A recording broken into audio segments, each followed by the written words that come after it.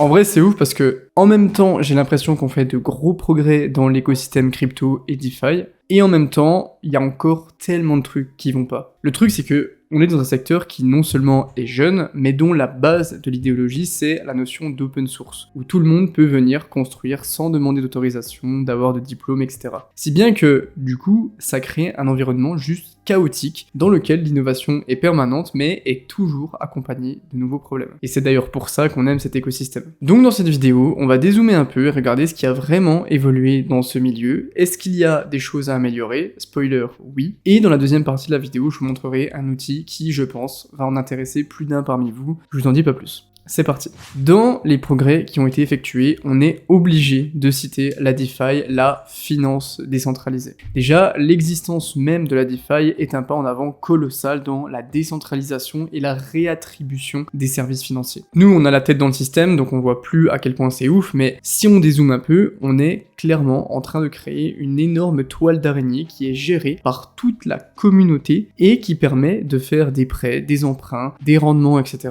sans intermédiaire, juste grâce à du code. C'est quand même quelque chose de colossal quand on y réfléchit. Alors bien sûr, la DeFi a énormément de problèmes, on va y revenir juste après, mais je trouve que c'est quand même important de s'arrêter et de réaliser l'époque dans laquelle on est. Et cette même DeFi est en constante amélioration. On a des protocoles variés, des produits différents, on n'est pas uniquement resté sur des prêts ou des emprunts, mais maintenant on a de l'assurance décentralisée, des marchés de prédiction, etc. Certains stablecoins sont aussi des vraies réussites. Alors j'espère que cette vidéo ne va pas mal vieillir, mais on a enfin purgé une partie des stablecoins qui ne reposaient sur rien, et certains stablecoins comme l'USDC centralisé ou le DAI qui est algorithmique sont de vrais beaux modèles économiques avec un fonctionnement qui est sain. On commence aussi à avoir de plus en plus de confidentialité avec les ZK Snark, ZK Rollup, etc. qui ajoutent un degré de scalabilité et de privacy dans les transactions. On a aussi l'émergence de narratifs très intéressants comme le fameux Real World Asset, la tokenisation des actifs réels qui est une vraie révolution. Je pense qu'on peut ici utiliser ce terme. Avoir des actifs réels sur la blockchain, ça permet d'ajouter de la profondeur, de liquidité, de démocratiser les investissements, d'ouvrir certains marchés aux investisseurs publics, d'avoir des opérations qui ont une meilleure traçabilité, etc., etc. Et on a des projets comme Realty qui vient tokeniser de l'immobilier, Goldfinch qui permet des prêts décentralisés pour accéder au financement de certains marchés dans les régions émergentes, ou encore Centrifuge qui permet aux entreprises de venir convertir ces actifs réels en actifs financiers sur la blockchain. Pouvoir faire tout ça de manière décentralisée grâce à une technologie de registre distribué et une organisation de membres indépendants, je trouve que c'est quand même assez ouf. Pour être honnête avec vous, j'ai longtemps été sceptique sur la DeFi, je voyais pas d'avenir qui était vraiment durable, mais je pense qu'on est en train de tout doucement voir l'émergence de ce qu'on pourrait appeler la DeFi 2.0. Fini les rendements de 8000% par an, les yield farming de malades, et des cas d'usage plus concrets avec des API plus réalistes et plus saines. Même si, attention, je suis pas non plus chez les bisounours, je sais très bien que ça continuera d'exister en parallèle. Les choses avancent dans la DeFi et aussi dans la blockchain. On est en train de lever les barrières technologiques comme le trilemme de la blockchain, les soucis d'interopérabilité, etc. Et tout va clairement dans le bon sens. Quand on dézoome un peu, ce bear market a clairement permis de purger ce qu'il fallait purger, parfois de manière bien violente, et de construire petit à petit le monde des cryptos des prochaines années. Mais il reste quand même beaucoup de choses à améliorer, et c'est ce qu'on va voir maintenant. Clairement, des problématiques et des choses à améliorer, c'est pas ce qui manque. Le premier élément qui me vient en tête, c'est clairement l'expérience utilisateurs. La crypto et la DeFi sont encore bien trop nichés pour prétendre toucher d'autres personnes que des geeks. Désolé les gars, mais oui, on est des geeks, qui veulent accepter de comprendre un MetaMask, une seed phrase, une transaction sur un réseau précis, etc. Imaginez le mec lambda qui vient de découvrir la crypto, qui veut juste transférer des tokens de Binance à son MetaMask. Mais quelle galère! Il faut setup le MetaMask, garder la clé quelque part, ne pas se tromper de blockchain, garder un petit peu de token natif pour les frais, ajouter le contrat du token dans le wallet pour le voir. C'est juste impossible, c'est horrible. Et je parle même pas des diables qui sont encore plus compliqués à comprendre, en plus de ne pas être très instinctifs pour certaines. Clairement, il y a un vrai step à passer dans l'expérience utilisateur. Après, certains projets décentralisés le font déjà, comme DYDX qui a une très bonne expérience utilisateur, ou l'ensemble de l'écosystème Cosmos qui est bien au-dessus de ce qui se fait actuellement. Mais clairement, il reste du boulot. Le truc, c'est que pour l'instant, on est dans une phase où il reste encore tellement de choses à améliorer d'un point de vue technologique que l'expérience utilisateur n'est pas l'élément central des améliorations à mettre en place. Même si du coup ça ouvre le débat, est-ce qu'on essaye dès le début de rendre ça intuitif ou est-ce qu'on attend que ça soit hyper fonctionnel pour pouvoir ensuite améliorer l'expérience? Le deuxième élément, je vais pas revenir trop longtemps dessus parce que je vous prévois littéralement le projet le plus massif de ma chaîne dessus, c'est les tokenomics. Il y a trop de lacunes, trop de problèmes, que ça soit dans la compréhension des investisseurs qui n'est pas la bonne, ou dans les pratiques des projets qui sont trop souvent négligées au mieux et malsaines au pire. Il y a trop de trucs à dire là-dessus, on n'a pas le temps aujourd'hui, mais c'est clairement un énorme point noir. Le dernier évident, c'est les hacks. Si on regarde en 2023, plus de 500 millions de dollars ont déjà été volés par des hackers qui ont exploité des failles dans les smart contracts, manipulé des oracles ou d'autres techniques de hackers. C'est énorme, mais c'est aussi à mesurer. Déjà, comparé à 2022, c'est 75% de moins à la même période. Et j'ai quand même l'impression qu'on tend vers une stabilisation, donc une diminution progressive, ce qui signifie une augmentation de la sécurité. Le truc, c'est que c'est assez délicat comme sujet. Le propre de la DeFi, c'est que n'importe qui, même le mec sans aucune connaissance de développement, peut venir créer une DApp sans autorisation et les gens vont venir mettre leur argent dessus. Donc c'est évident que dans un marché libre, on va avoir beaucoup plus d'exploitage de protocoles que dans un marché privé comme la finance centralisée. Après, je trouve que les travaux d'audit de vérification, et même si on va plus loin, les formations des développeurs ne sont pas assez performants et devraient aller beaucoup plus vite. On a de plus en plus de vérifications qui sont faites et c'est une très bonne chose, mais il va falloir être encore plus précis, plus pointilleux sur les détails pour éviter ce genre de problème. Ça passe aussi par l'éducation de la communauté et des gens un peu lambda qui ne connaissent pas grand chose à la DeFi, qui voient des grands 50% en un an et qui font tête baissée alors que le truc est au mieux bourré de failles, au pire un pur scam. Après, c'est là où c'est quand même assez utopique de croire qu'une éducation plus deep de la communauté serait bénéfique pour l'écosystème, parce qu'on est dans un milieu cyclique, donc les membres se renouvellent, des anciens partent en bear market et des nouveaux arrivent en bull run. C'est le principe du marché libre, on ne pourra jamais empêcher le développeur indépendant de créer sa DApp et de la déployer sans la faire tester, et on pourra jamais empêcher le dégène de faire du yield farming à des taux absolument aberrants, au risque de se faire scam ou voler son argent. Par contre, on peut clairement essayer d'augmenter l'exigence des vérifications et de la sécurité chez les entreprises qui se font auditer, et améliorer au maximum l'expérience utilisateur de l'investisseur, et surtout sa sécurité, pour que même si on ne peut pas contrôler ce qu'il va faire, on peut essayer de lui donner les armes pour ne pas tomber dans les pièges les plus évidents. Et c'est exactement le principe de l'outil dont je vais vous parler aujourd'hui dans la deuxième partie de cette vidéo qui s'appelle D.Fi, qui est une app Web3 qui vous permet de traquer l'ensemble de vos activités sur la DeFi, donc vos portefeuilles, vos transactions, etc.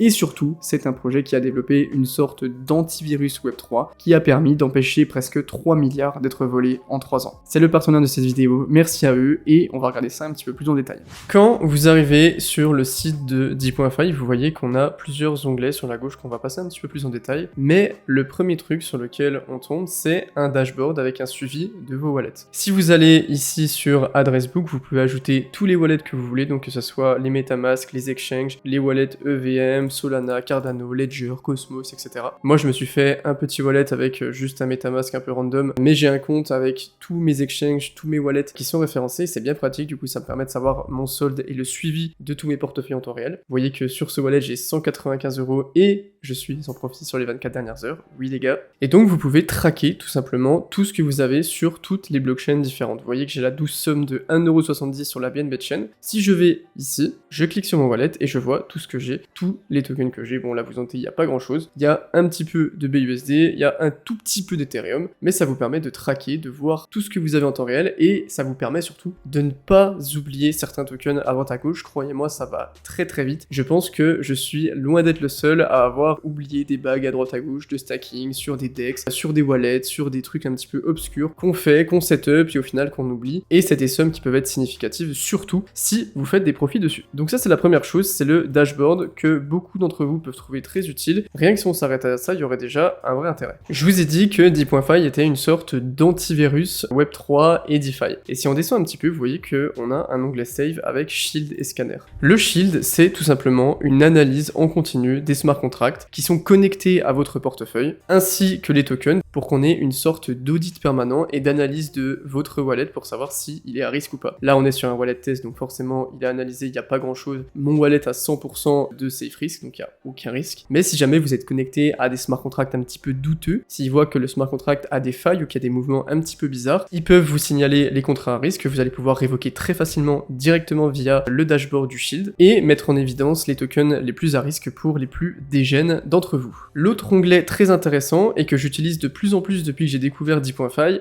c'est l'onglet Scanner. Avec Scanner, tout simplement, vous rentrez l'adresse d'un smart contract ici, d'un token, d'un NFT, d'un contrat, tout ce que vous voulez, et vous avez une analyse instantanée du code de ce smart contract pour savoir s'il y a des failles, des potentiels hacks, des activités un petit peu bizarres, ainsi qu'une petite note. Vous voyez que là, on a les smart contracts les plus scannés, une petite note de 0 à 100. 0 correspond littéralement à un smart contract catastrophique qui a des risques de failles, des gros risques de scam, et ça va jusqu'à 100 où 100 est un smart contract complètement safe. Ça peut être intéressant si par exemple, imaginons que je veux acheter un Bored Ape, je rentre le contrat du Bored Ape, tac, ça fait une analyse et ça me donne un score de 88 sur 100. Pourquoi 88 sur 100? Parce que apparemment ils ont détecté un risque moyen et on peut voir directement pourquoi ils considèrent qu'il y a un risque. Donc là, ils estiment qu'il y a un problème dans le code, qu'on a une fonction qui est modifiable à l'intérieur du code. D'ailleurs, on pourra en parler un jour, mais oui, les Bored Ape, si le créateur des Bored Ape le veut, il peut changer l'image littéralement de tous les Bored Ape. C'est quelque chose qui est très problématique et c'est justement détecté directement ici par DeepFi en 2 secondes. Et en dessous, vous avez toutes les vérifications du smart contract, donc pas de mouvement un petit peu bizarre, pas de log détecté, pas de port de sortie, de backdoor ou quoi que ce soit. Si on prend un smart contract un petit peu différent, par exemple dans les plus scannés, on peut prendre le Xinu qui a un score de 31 sur 100. On voit qu'il y a 4 items à risque, qu'il y a un frais qui est chargé quand on transfère ce token, des gros frais, une limite de transfert, un manque de liquidité, un gros risque de dump parce qu'une adresse privée non auditée a un gros pourcentage de la supply, et vous voyez ici un petit